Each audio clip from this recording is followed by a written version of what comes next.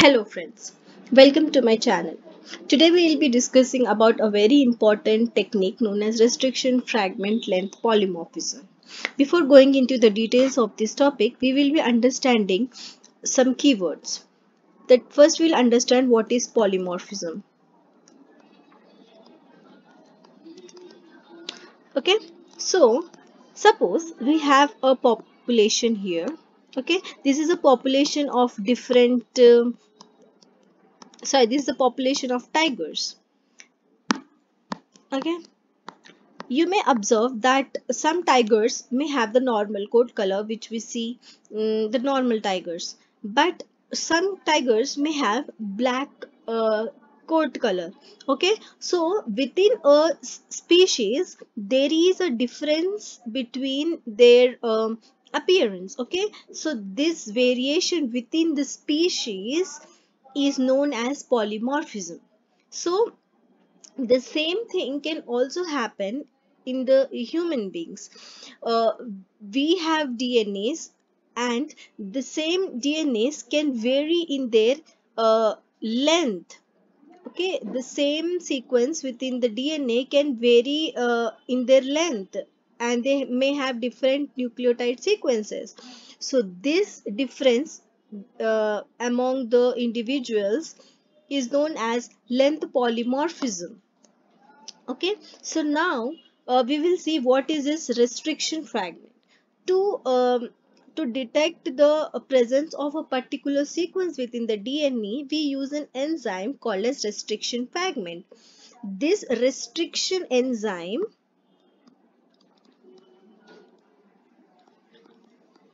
this restriction enzyme will be cleaving DNA at a specific sequence. Suppose I want to determine the difference between two DNA. Suppose this is one DNA and this is another DNA. Okay, and I'll be using a restriction enzyme called EcoRI1. Okay, now suppose this EcoRI sequence is present on this DNA at this site and at this and here, and it is present in this DNA only at this site. Okay, this is the DNA of two different individuals. Okay, two different human beings. Okay, now this is having the sequence here and here, and this is having only sequence here. Now suppose we mix this E. coli 1 and these two this DNA sequences separately. This E. coli is going to cleave the DNA at this side and this side, and in this second DNA it is going to cleave at this side. Okay, now what we do is we run this DNA on agarose gel electrophoresis.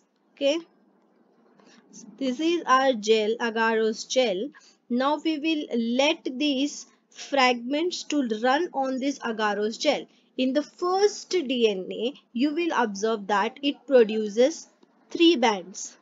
Okay, and in the second DNA it produces only the two bands.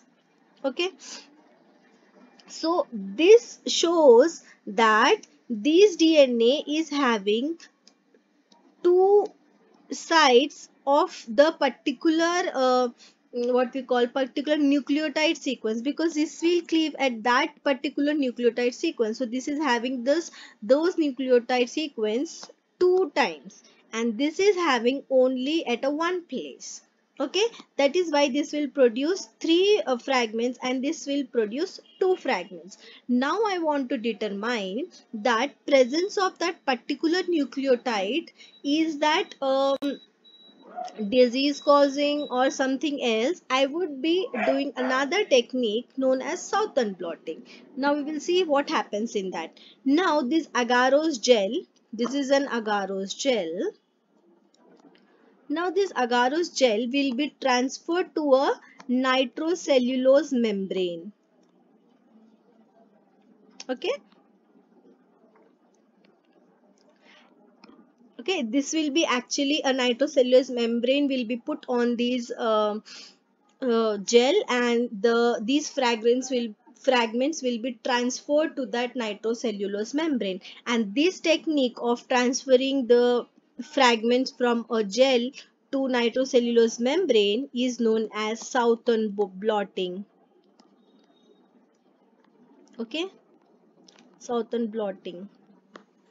Now, after the fragments have been transferred to a membrane, the membrane is made to react with a particular probe. Suppose this is suppose we are having a doubt, this is the disease which this person is having, so we will be mm, making the probe of that particular DNA sequence and attaching that sorry, we will be making that probe to react with these DNA fragments, and if the DNA is reacting with that, I mean they are making a complementary pairing with that probe and then showing some fluorescence, then we can say that okay, this person, so and so person is having that particular disease or not. This is the technique for identifying. The southern blotting is made to identify that if a person is having particular disease or not. And another technique, another use is that to identify the uh, uh, parental and a child relationship. Suppose someone is having doubt whether this child is related to this parent or not, so what we do is then we take the DNA, we make it to react with a restriction enzyme, we create the restriction fragments, then we will make it to run on a gel. So suppose if the child is suppose this is a parent and this is a child. Okay, and then suppose this child is related to this parent, so this will have sequences here and here, or here or here. So this child is related to that parent. If the child is not related to that parent, it may produce lines somewhere here or here. Okay, so this is useful in parental analysis and forensics to determine the criminal suspective and the samples we have got from the crime scene, and it is used to determine genetic diversity. How do we determine genetic diversity? Suppose ancestral, some we got some DNA samples in the fossils or somewhere we have got the DNA samples and present day human beings. We'll try to analyze the DNA sequence between the both the DNA samples, so we can identify are they having any DNA sequences which are similar. So if they are having maximum number of similarities, we can say yes, this is a human DNA sequence, and how they have differentiated during the period of time. Yes, and this technique is having one drawback, that it uh, cannot be used to see point mutation. Okay, this is an important point to remember. Okay, so hope this is clear, and if you have any doubts or if you want to give any suggestion what I can improve in my videos, please write it in the comment box. And if you have liked the video, please like the video, and for if you want to listen to more of my videos, please subscribe my channel. Thank you.